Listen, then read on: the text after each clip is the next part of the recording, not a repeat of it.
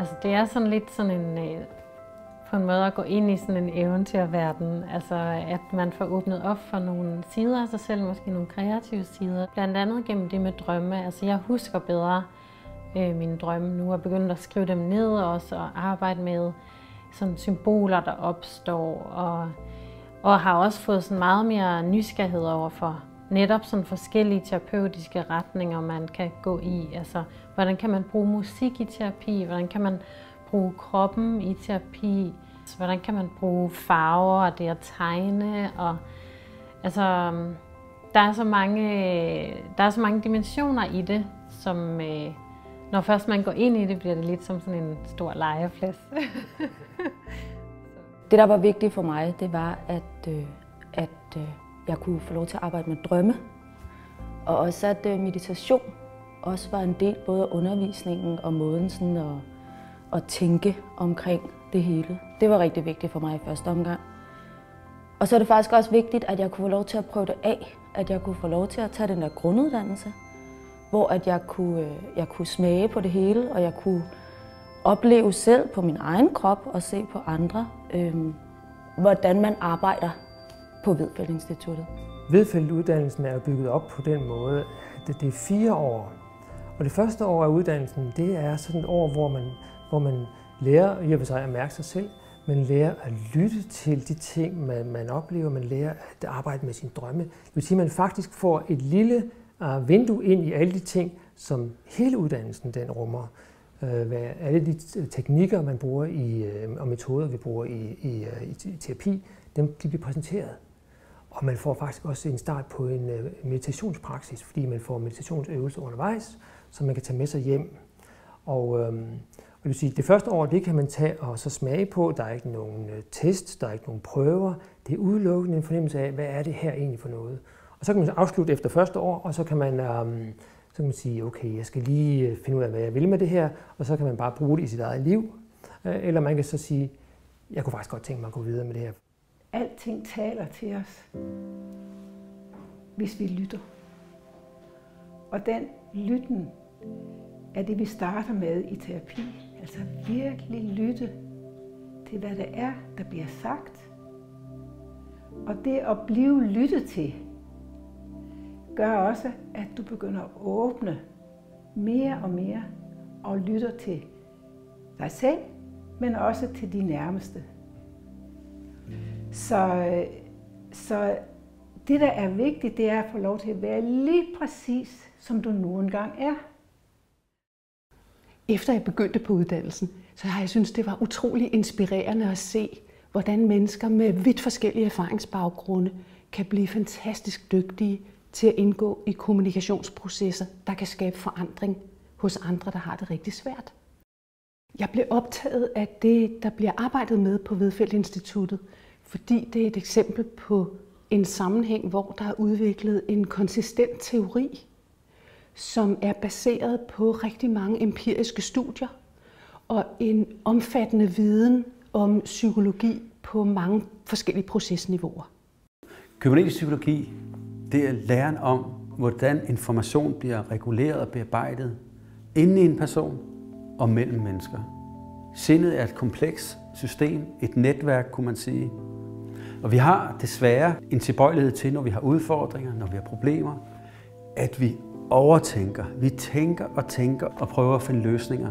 Men faktisk er det muligt at bringe os selv i kontakt med hvad vi kunne kalde en ubevidst intelligens, som er et helt centralt begreb i den kybernetiske psykologi. Og den ubevidste intelligens, den viser sig for eksempel i vores drømme, nattens drømme, som er som en indenfrakommende ven, der hele tiden prøver at balancere og regulere vores personlighed. Den ubevidste intelligens viser sig i vores følelser, i vores fantasier, vores dagdrømme, vores intuitioner, vores indre billeder. Og hvad skal man nu følge af det, af alle de mange impulser, der kommer inden for ens system? Det er det, vi har metoder til at finde ud af, hvad kalder for et dybere sted ind i en. Hvad trænger til at blive udviklet? Hvad kalder fremtiden på? Ens udviklingsrejse. Hvad er de næste skridt? Hvad binder i fortiden, som man må løsne, for så at kunne komme videre? Så begynder man jo at læse helheden i de signaler, der kommer. Så det vokser jo så der skabes en relation, så man begynder mere og mere at reagere ud fra en helhed, så der kommer en dynamisk relation mellem terapeut og klient, hvor man lærer hinanden begge to, og man som terapeut jo også lærer en hel masse, for klienten er jo ekspert i sig selv, ikke? Og man kommer jo hele tiden også ind i områder som, det kan også være på den måde, eller det kan være på den måde, det var nok spændende. Så giver man feedback på, at personen jo i virkeligheden er et meget, meget spændende menneske. Og så bygger man det op, som det akkumulerer energi, som så skaber transformation. Og det kan man jo se, det kan man jo endda påvise neuropsykologisk, at de tidligste livsfaser, der bygger barnet i forhold til sin mor de her relationer op mod gyldne eller lykkelige øjeblikke, og det er der transformationen sker. Det diagnostiske system, som jeg arbejder inden for, som jo hele tiden udvikler sig, som jo ikke er en objektiv sandhed, men det er trods alt et værktøj, vi har lige nu til nogle målinger udadrettet, som korrelerer med noget adfærd. Og jeg synes, det er så sårbart med, polariseringen af psykiatrien og diagnoserne over for det psykoterapeutiske, mere meningsfulde arbejde, for jeg synes, det står ved siden af hinanden. Det, der fangede mig i det her regi, det var jo Oles arbejde på at sætte sig ud over, at der skulle være én ting, der var det rigtige, ikke? Og så forsøge at danne bro og kigge på det fra et større perspektiv. Altså kigge på at bruge de metoder, som er relevante for det individ, der sidder over for en, ikke? Der, hvor det individ er. Men hvis vi satte det sammen, så tænker jeg, at så vil det alt sammen være meget nemmere for mange personer.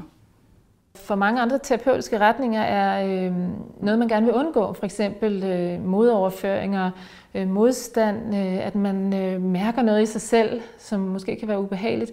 Alt det er for os redskaber. Det er velkomne muligheder for at blive endnu klogere på, hvad det er, det andet menneske rummer og har brug for. Altså for mig er det logisk, at man skal prøve de ting, man tilbyder andre, så når vi arbejder med kropsterapi og med tegning og arbejder med drømme, så bruger vi os selv og hinanden til at finde ud af, hvordan det føles. Hvordan føles det at få det spørgsmål? En ting er, at man læser om det og tænker, at det giver mening at stille det, men hvordan føles det at få det spørgsmål? Og der er en masse små skridt, der skal tages, og på den måde er det også en hel rejse at tage en uddannelse.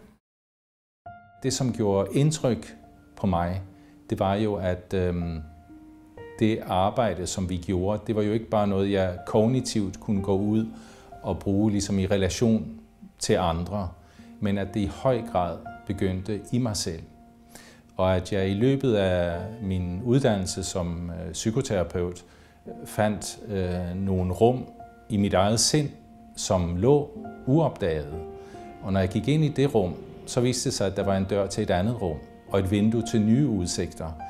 Og sådan gjorde det, at jeg begyndte at få en helt ny opfattelse af mit eget liv, og hvad det var, jeg ville, og hvordan jeg kom omkring det.